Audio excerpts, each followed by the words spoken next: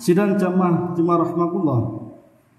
Pada kesempatan Jumat kali ini kami akan menyampaikan beberapa ayat yang terkait dengan yaitu jenjang pengenalan diri. Di dalam Al-Quran kita temukan beberapa ayat-ayat yaitu tentang bagaimana kita mengenal diri kita.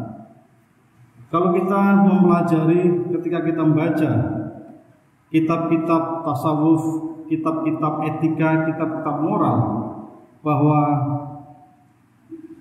kalau kita perhatikan bahwa di dalam ayat Al-Quran salah satu upaya-upaya mengenal diri kita itu melalui beberapa jenjang. Yang pertama adalah taubat. Jadi kalau Bapak Ibu sekalian jamaah membaca beberapa kitab-kitab tasawuf, terutama adalah dalam kitab-kitab tasawuf yang bercorak thariqah, ini bahwa salah satu memasuki dunia tasawuf, dunia sufi adalah yang pertama kali adalah mereka harus bertaubat. Oleh karena itu jenjang taubat inilah yang paling dasar. Kemudian setelah kita memasuki jenjang taubat, kita nanti akan pada fase berikutnya, yaitu pada tingkatan yang disebut dengan uzlah. Setelah pada uzlah, kita nanti ada tingkatan berikutnya adalah yaitu dengan cara sabar. Setelah sabar, kemudian nanti jenjang berikutnya adalah yuhud. Meskipun ini adalah bagian dari hal yang bersifat dasar ketika kita ingin memasuki dunia yang disebut dengan kita akan mengenal diri kita. Meskipun banyak cara-cara kita mengenal diri kita, paling tidak gambaran yang pertama adalah taubat, yang kedua adalah uzlah, sabar dan yuhud. Ini adalah hal-hal yang dikenalkan oleh Imam Ghazali dalam kitabnya Al-Muqid minal dhalal, yaitu membebaskan kita dari kesesatan. Sidang jamaah rahimahullah, kalau kita ingin memasuki atau mengenal diri kita sebagai seorang yang bertobat, maka paling tidak kita akan membaca ayat di dalam surat At-Tahrim, ayat yang ke-8 yang tadi di awal kita bacakan. Ya ayyuhalladzina amanu tubu ilallah taubatan nasuha. Wahai orang-orang yang beriman, bertobatlah kepada Allah dengan tobat yang semurni-murninya, dengan tobat yang sesungguh-sesungguhnya. Jadi tobat yang sesungguhnya atau tobat yang semurni-murninya. Asa rabbakum ayyukaffir ankum sayiatikum wa yudkhilakum jannatin tajri min tahtiha al-anhar. Mudah-mudahan Tuhan kamu, yaitu Allah Subhanahu wa Ta'ala, akan menghapus kesalahan-kesalahan dan memasukkan kamu ke dalam surga-surga yang mengalir di bawahnya sungai-sungai. Sidang jamaah rahimahullah, tobat kalau kita artikan dalam bahasa kita yaitu kembali. Jadi ada padanan yang lain di dalam Al-Quran yang diartikan kembali, ada namanya Idul Fitri juga kembali, atau Ar-Rujuk kita juga kembali. Artinya apa? Ketika kita melakukan sebuah pertobatan berarti kita kembali ke dalam jati diri kita. Yaitu kalau kita dulu kita sampaikan dalam khutbah ini adalah di dalam Quran surat Ar-Rum ayat 30, yaitu bahwa jati diri kita adalah orang yang memegang agama, orang-orang yang misalkan golida, memenuhi janji kita atas perjanjian bahwa kita akan beriman, kita akan berislam, kita akan beribadah, akan mengabdi kepada Allah.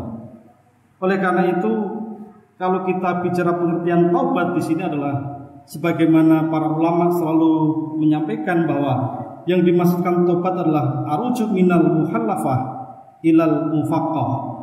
Jadi kembali dari menentang Allah, kemudian menyesuaikan diri dengan perintah-perintah Allah. Dalam perjalanan hidup kita, suka maupun tidak suka, kadang kita ada rasa gelisah, ada rasa sedih, kadang juga ada rasa ingkar kepada Allah, ada rasa mungkin hal-hal yang di situ akan menjauhkan diri kepada Allah. Maka ketika kita mau bertobat, maka kata ulama adalah arujuk minal muhallafah ilal muwafaqah. Jadi kita kembali dari kebiasaan kita menentang Allah, kita kembali menyesuaikan perintah-perintah Allah. Ini dimaksudkan dengan taubat. Oleh karena itu taubat di sini adalah diartikan bagaimana kita kembali kepada Allah itu sungguh-sungguh. Jadi kembali kepada Allah itu dengan sungguh-sungguh, tidak hanya sekedar kembali. Kita sholat, ya sholat, tetapi tentu dari waktu ke waktu. Apa yang kita lakukan sholat tentu kualitasnya dari hari ke hari tentu berbeda-beda. Maka ketika hari ini merasa kualitasnya tidak seperti hari kemarin, tentu ini kalau dalam konteks ini adalah belum dikatakan sebagai sebuah pertobatan nasuka taubat, tapi belum nasuka. Oleh karena itu, begitu juga ketika kita lihat bahwa di dalam literatur Islam bahwa yang disebutkan dengan nasuka adalah nasih. Jadi nasih itu ya sungguh-sungguh mereka terus memperbarui. Sungguh-sungguh mereka adalah setiap kita melakukan di situ ada kesadaran kembali bahwa seluruh aktivitas itu adalah merupakan bagian dari menjalankan perintah-perintah Allah. Bisa jadi ketika kita selalu karena rutinitas itu, kita sholat jamaah, kita sholat sunnah, kita sholat ini dan sebagainya, tetapi karena itu rutinitas sehingga kehilangan apa makna bahwa mereka adalah sesungguhnya rutinitas itu bagian dari menjalankan perintah-perintah Tuhan, perintah-perintah Allah Subhanahu wa taala. Maka tentu kesadaran itulah yang kemudian coba kita terus kita update, kita perbarui. Saya menjalankan sholat ini karena diperintahkan di ayat ini, karena saya menjalankan sunnah ini diperintahkan dalam hadis ini, saya nanti akan Idul Adha diperintahkan dalam hadis ini, saya bersedekah karena diperintahkan di ayat ini. Ini adalah bagian dari bentuk menjalankan kembali kepada perintah-perintah. Jadi kita merasakan diperintah oleh Allah, berarti kita menjalankan bagian dari kembali, arujuk, kembali, yaitu dalam bahasa kita adalah bertobat. Apalagi ketika kita bertobat terkait dengan apa-apa yang telah kita lakukan itu mengandung nilai-nilai dosa. Maka ketika kita menjalankan dosa, berarti ketika kita tobat maka kita akan kita tinggalkan, karena apa yang kita lakukan itu bertentangan dengan ayat ini. Kalau yang kita lakukan ini bertentangan dengan hadis ini. Ini adalah kesadaran dengan sungguh-sungguh. Maka bahasa para ulama aruju minal muhallafah ilal mufaqah. Jadi inilah yang harus kita fahami bersama-sama. Ini mengenal diri pada tataran yang paling dasar. Yang kedua adalah uzlah. Jadi uzlah itu kalau kita buka di dalam Quran surat Al-Kahfi ayat 16, di sana disebutkan bahwa dan apabila kamu meninggalkan mereka dan apa yang mereka sembah selain Allah, maka carilah tempat berlindung ke dalam gua itu. Niscaya Tuhanmu akan melimpahkan sebagian rahmat-Nya kepadamu dan menyediakan sesuatu yang berguna bagimu dalam urusan kamu. Uzlah ini adalah sering diartikan adalah memisahkan diri atau melepaskan diri baik secara fisik badani maupun juga secara spiritual dengan hati, yaitu memisahkan diri, memilih berpisah dari tempat yang semula. Ya, jadi semula kemudian kita menempati hal yang baru. Ini arti uzlah dalam konteks bahasa, dalam konteks etimologi. Tetapi dalam banyak hal difahami bahwa yang namanya uzlah adalah mereka mencoba mengasingkan diri. Mengasingkan bukan berarti kita anumi dalam bahasa istilah sosial, tetapi adalah mengasingkan diri dari hal-hal yang membuat hatinya jauh dari Tuhan, yang membuat jauh hatinya dari keimanan, kemudian juga meninggalkan hal-hal yang kira-kira menjauhkan dari ketakwaan kita kepada Allah. Maka inilah uzlah. Memang salah satu cara uzlah yang dulu dilakukan kalau dalam sejarah tasawuf itu adalah orang kemudian mengasingkan ke gunung, mereka mengasingkan ke tempat-tempat sepi untuk menghindarkan interaksi-interaksi dari perbuatan-perbuatan. Karena dalam interaksi sosial kepada manusia itu memungkinkan ada kesalahan, memungkinkan ada tindakan-tindakan yang mengarah kepada dosa. Itu salah satu upaya yang dilakukan oleh orang-orang dulu. Tapi mungkin pada saat ini tidak harus begitu, tetapi adalah bagaimana kita mengasingkan dari persoalan-persoalan yang membuat kita itu jauh dari Tuhan.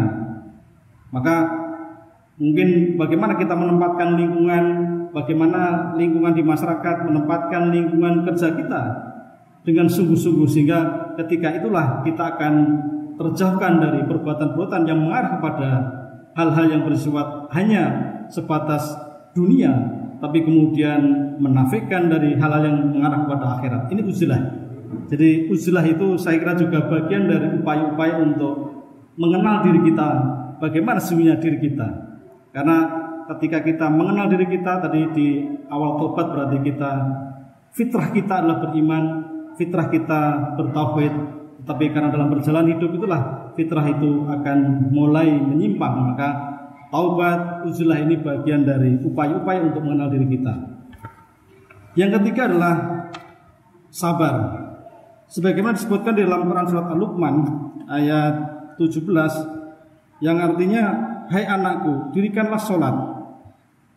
Ya bunaya, aqimis sholat. Hai anakku, dirikan sholat dan suruhlah mereka mengerjakan yang baik-baik dan cegahlah dari perbuatan yang mungkar. Kemudian wasbir alama asobak, maka bersabarlah apabila ada hal-hal yang menimpa kamu. Inna dzalika min azmil umur, sesungguhnya yang demikian itu termasuk orang-orang atau hal-hal yang diwajibkan. Jadi bersabar itu adalah wajib. Kalau menggunakan ayat Quran surat Luqman ayat surat yang ke-31 ayat 17 itu, bahwa bersikap sabar itu adalah dikatakan sebagai azmin umur, sebagai sebuah kewajiban dalam urusan apapun. Jadi bersabar itu bagian dari kewajiban, suka atau tidak suka, sadar atau tidak sadar, bahwa kita bersabar menghadapi hal-hal yang dalam kehidupan itu adalah kewajiban. Meskipun kita kadang-kadang tidak menyadari bahwa ketika ada persoalan dalam hidup ini, persoalan dalam masyarakat ini, persoalan dalam keluarga, tentu bersabar itu harus dilakukan. Maka bersabar adalah bagian dari kewajiban. Kemudian yang keempat adalah yuhud. Sebagaimana disebutkan di dalam Quran surat Al-Munafikun ayat 9 sampai dengan 11, yang artinya, hai orang-orang yang beriman, janganlah harta, kekayaanmu dan anak-anakmu melalaikan kamu dari mengingat Allah. Barang siapa berlaku demikian, mereka adalah orang-orang yang rugi.